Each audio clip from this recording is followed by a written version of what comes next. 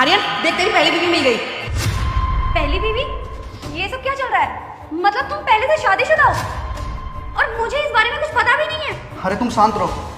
तुम्हारा तो car accident में डेथ हो गई थी ना, फिर तुम वापस कैसे आ गई? मैंने तुम्हें कितने ढूंढने की कोशिश करी, लेकिन तुम मुझे कहीं भी नहीं मिली।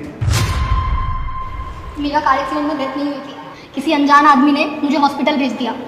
लेकिन मैं ठीक होने के बाद मैंने तुमसे मिलने की भी बहुत कोशिश की, लेकिन जब मुझे पता चला कि तुमने दूसरी शादी कर ली है तो मैं तुमसे नहीं मिली।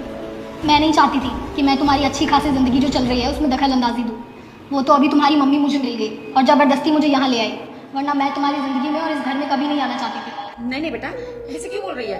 इस घर पे तेरा पहला अधिकार है। तू आर्यन की पहली बीवी है ना आर्यन?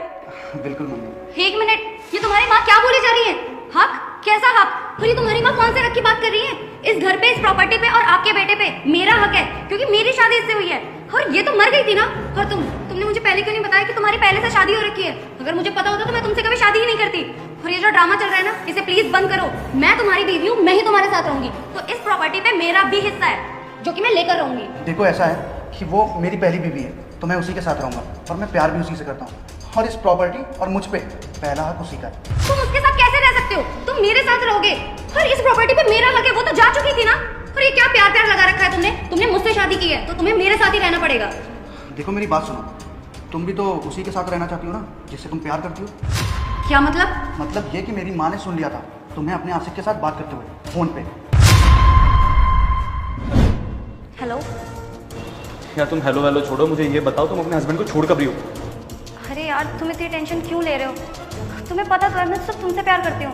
तो बस कुछ दिन की बात और है, उसके बाद मैं उसे डिवोर्स दे दूंगी और उससे सारी प्रॉपर्टी अपने नाम करवा लूंगी। उसके बाद हम हमेशा के लिए एक साथ रह सकते हैं इस घर में, और उन्हें मैं धक्के मार के इस घर से बाहर निकाल दूंगी।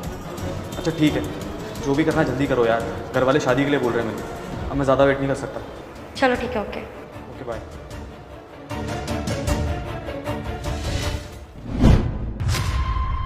मैं कभी सोच भी नहीं सकता था कि तुम इतनी गिरी हुई हो। मैंने तुमसे शादी करी, तुम्हें यहाँ लेके आया, घर पे रखा, इतना प्यार करता था मैं तुमसे, और तुम एक लड़के के लिए मुझे धोखा दे रही हो मेरे पीठ पीछे। देखो प्लीज मुझे माफ कर दो, आगे से ऐसा कुछ भी नहीं होगा। लेकिन तुमने मुझसे शादी की है, तुम ऐसा नहीं कर सकते मेरे साथ। देखो, अब तुम मुझसे माफ़ी मत मांगो, ये सब तुम्हें करने से पहले सोचना चाहिए था। और ये कोई मेरी बीवी नहीं है, ये सब एक ड्रामा था। मैंने और माँ ने प्लान किया था ताकि तुम्हारी सच्चाई सबके सामने आ सके, और देखो तुमने खुद ही कबूल कर लिया। और रही बात प्रॉपर्टी की, तो मैं तुम्हें कोई भी प्रॉपर्टी में एक हिस्सा नहीं देने वाला। शायद तुम भूल रही हो कि मैं एक वकील हूँ, मुझे 100 तरीके आते हैं लड़ने के, बाकी मैं तुम्हें कोर्ट में देख लूँगा। अब तुम जाओ यहाँ से।